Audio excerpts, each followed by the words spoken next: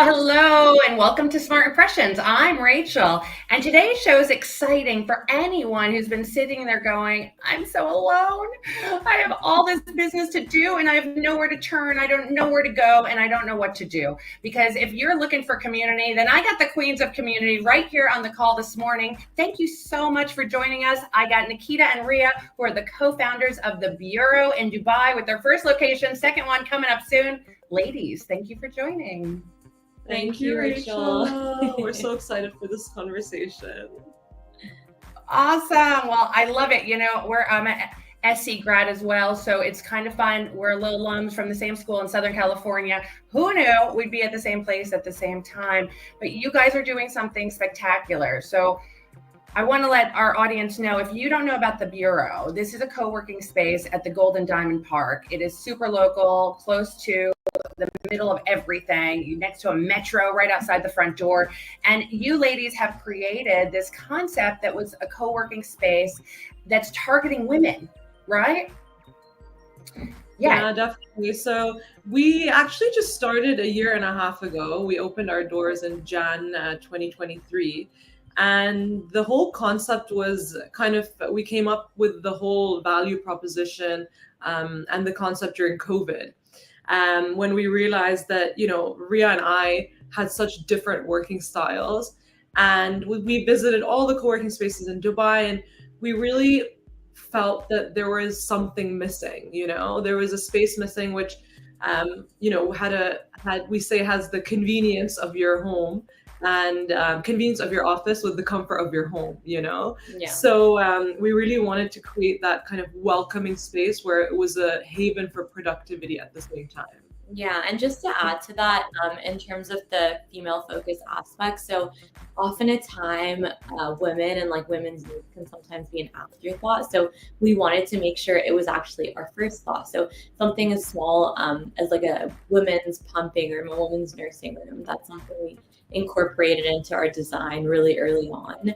And that's helped us target a whole host of women and mothers returning to the workforce. So that's been amazing. And right from the beginning, we wanted to make sure that the space was inclusive and kind of caters to everyone. So there are some things that were really important, like different types of seating, standing desks, having lots of natural light, everything from, a cafe to proximity to parking and F&B options. So all of those things also help bring, a much wider demographic as well. Yeah, and just to add to that, Rachel, I know you mentioned that when you came into the Bureau, you're like, wow, there's both genders here. There's so many different types of people here. And I think kind of our unique value proposition is really our offering and is our customer service in our community. And we feel that if your product and your service is good, that does kind of transcend gender as well. So we have been able to cater to a whole host of people. Well, yeah, that's exactly where I was going. I mean, I've walked in that place. Not only do I feel like I'm walking out of a spa, but I see a bunch of guys and I'm like, wait a second, this was the motto that Barasti did years ago. They started ladies' night and it got packed with men. So I think there's a draw that happens, and so how do you kind of manage that balance between both the sexes when really, there's a lot of unique selling points to your dynamic of what community you've built. Do you see it varying through this, by the genders that attend and come into work? Yeah, so what's been interesting is right off the bat, the reason we even had, like Rhea said, a female focused angle is initially during COVID, a lot of women were disproportionately affected by COVID, becoming kind of the primary caregivers and had to leave the workforce for homeschooling, for kids and things like that. So we have to date even a lot of working mothers as well, which is so wonderful. And a lot of what they call maternity. So a lot of people that are coming back from maternity leave as well, which is so wonderful. And then in terms of our events, so a lot of our events as well focus on professional development, especially for women. But like you said, it's for us, it was really important to be inclusive to everyone. And I would say that, I think it's a slightly different to the Barasti model, but I would say that No alcohol. Just so, but the men do come where the women go. I'll tell you that much. There's no doubt. Yeah, I would You know, definitely say that. Yeah. It's the spaces. I would say what brings people is that feeling of people throw around the buzzword of like community, but actually like everyone that comes through the space is like self-selecting. So what we love is that people come in because they know that we've built our model around connecting people intentionally, and fostering those personal and professional relationships as well. So we have someone, our community lead, whose sole responsibility is to foster those connections and make, synergies between people. So, if she sees that there's somebody in similar industries, she'll connect them, or, people with similar hobbies would connect them. So what we found is so amazing is another demographic that we found that really finds the bureau very early on is people that have just moved to Dubai, and said, okay, where can I work? Searched in Google. And this is one of the first places that pops up for a lot of people. So we love that people have really used the bureau as kind of their launch pad into Dubai as well, and built their own communities within the bureau through Dubai. So that's been a really interesting segment as well. Yeah, and just to quickly add to that, I think that there's many issues, that women face that men also face. Like working from home sometimes can be lonely, especially if you're starting a new job or, you have a major life change. Sometimes you just need that human connection. And I think that as we opened our doors, we saw kind of a flood of people of all genders, all nationalities, all industries as well. So we like to say we represent the kind of demographic of Dubai pretty well in our co-working space as well. No doubt. And I mean, you're talking my language. Human connection is a key to any business, and that's the base of humanity that we desire and we need. You guys are killing it over there with your community events. And so I encourage anyone that's listening, if you're looking for things to elevate your professionalism, if you're looking for support in some of the key areas of business, your community calendar is endless with aspects where the business can really thrive and really drive that success for a multitude of areas for entrepreneurs, right? And so would you say majority of the people in your community are entrepreneurs running their own business, and also people moving into the region, which happens to be a lot right now, right? Absolutely. There's a huge influx at the moment. And I would say it's really a mix. Like we have a lot of entrepreneurs, we have a lot of freelancers as well. The gig economy has really, increased here in the UAE and the region at large. We have a lot of small businesses as well. So and in the last few months, we've had a lot of new businesses that have kind of come from abroad wanting to relocate to Dubai. So that's a new segment for us as well. Yeah. Awesome. And just to add to that as well, I think COVID was a very big aha moment for a lot of people, and it encouraged people to take that leap. Like, I actually have always wanted to start this business. So getting a lot of those new entrepreneurs as well, that want to be a part of community, want to share with community, and want to grow with the community as well. Absolutely. Well, I've met a ton of amazing experts. Some I've had on Smart Impressions already, everything from finance to investment to, branding to marketing to digital. I mean, I could go off the list. You guys got everything in your community. And so I really applaud you for the efforts that you've done and how you're supporting this ecosystem living in the UAE. I think it's been going so well that you're actually now expanding, right? So tell me a little bit more about your new location. Yeah, absolutely. So the plan, if I'm being completely honest, was never just to have one. I think the Golden Diamond Park location was kind of a pilot and a little bit of a test of the concept. But really in our minds, we have grand plans on where we want to be, because we genuinely see a need for what we're creating, not just the physical space, but also the community aspect. So we're really excited to announce that later this year, we're going to be opening in downtown Dubai, in a building called Opera Grand. And Nikki, maybe you can shed a bit of light on the actual space as well. Yeah, so it's it's a beautiful space. I think as the city grows, people more and more are sticking to kind of their localities or their areas. So we definitely see the downtown location really targeting those that live in like downtown, Business Bay, kind of city walk areas as well. And it's going to be very similar to this location. You're going to feel that like bureau essence, the positive energy.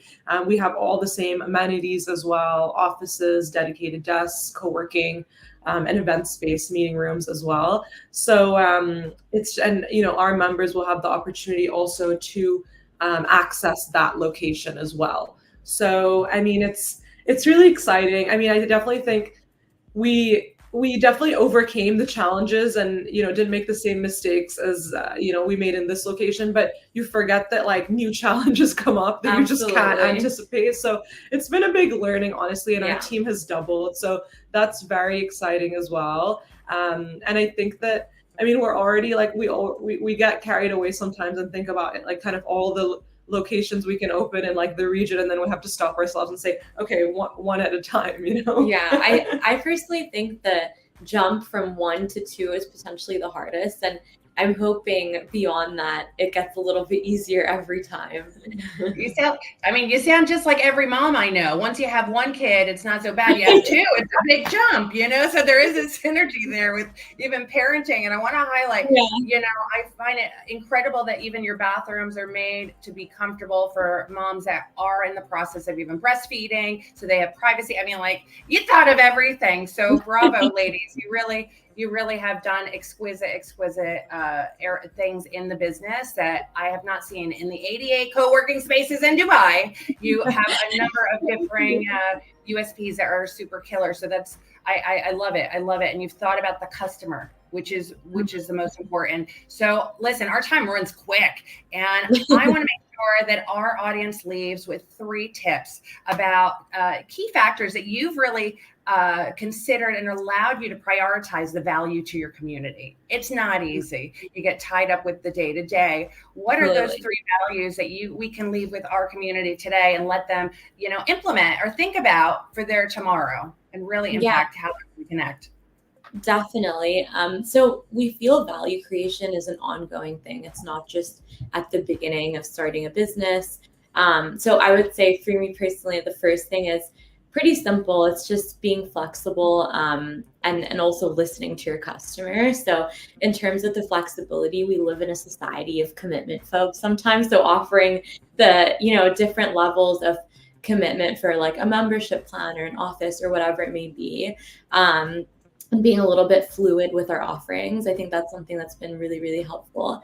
And this has been a big learning along the way. And it's not to be so kind of married to your initial business idea and let it evolve, let it grow. And I think the perfect example of that is, we have a workout studio in our current space. And I think we realized, actually, there's not that much synergy here. People don't actually really like working out on their lunch break or whatever it may be. So now we're converting that to offices. So I think just allowing yourself to be flexible and not staying so attached to the original concept is a huge one for me personally. Then I'll add that, really asking. So asking the customer whenever you're stuck or whenever, their preferences really do impact the outcome. For example, we're constantly doing like focus groups. So we did focus groups for this location. We're currently doing them for the new location. Just on things like testing pricing, testing offering, testing hours, even, working hours. And even for our events, right? Like at the beginning of each year, we do a poll of like, what are the things that would actually interest you? Because what we've realized is what we think might be their opinion is not always their opinion. So why not just ask, And finally, I think the third thing is being just really purposeful with everything. So, if anyone asks us, why a certain thing, like why, this particular, like even, seating arrangement is the way it is, like we have a reason for everything. And the team also knows kind of the reason for everything. So we know that even, when the team does tours to make sure to tell everyone that everything we do is like very purposeful and also data driven. So, we have a software called Nexus, which kind of captures everything from member check-ins to bookings to, revenue and so on and so forth. And so we really, on a monthly basis, use that data to make decisions for, upcoming months as well. Yeah. And just to add to that, I think our focus really is on quality as opposed to quantity, even with community building, as opposed to, I think so many people are focused on building a really big community really fast, but actually communities are self-selecting, and building a community is as important as like maintaining and retaining that community as well. So really slow building and also quality over quantity, I think, is our biggest takeaway here. That was a lot more than 3, but I'll take it. We got a lot of good ones over there. Flexibility and working in flow, listening and asking. I love that. People listen, but they don't ask the right questions. So bravo for the focus groups. Love it. Love it. Being purposeful, data-driven, and amazing. Just being reality when it comes to community size. Get the right people. They'll come if you give them the right thing. So ladies, Nikita, Rhea, you have been incredible, inspiring. And I love, love, love that you came to join me this morning. So I have so much gratitude in my heart. Thank you so much for what you do in the communities you affect every single day. At the Bureau, get in touch. If you need a new place to work, connect, and learn, these ladies are doing it in the new location downtown. Coming, do we got a date? End of year. End of year. That's the safest way to say it. 2024. Things are coming. Lots of things. Here we are, and we're moving along. So thank you, ladies, again. All my love. I really appreciate your expertise. Thank you. Thank you. See you guys next week. Again, we're unlocking business relationships one connection at a time. Tune in. We're happy to share, and we love to have you here. So reach out, ask a question, and don't hesitate. We want to know who you are. Get talking, chatting, and optimize your connection on LinkedIn and online, everywhere, and get into your community. Human connections. It's a way to go. You heard it here first. Have a good one.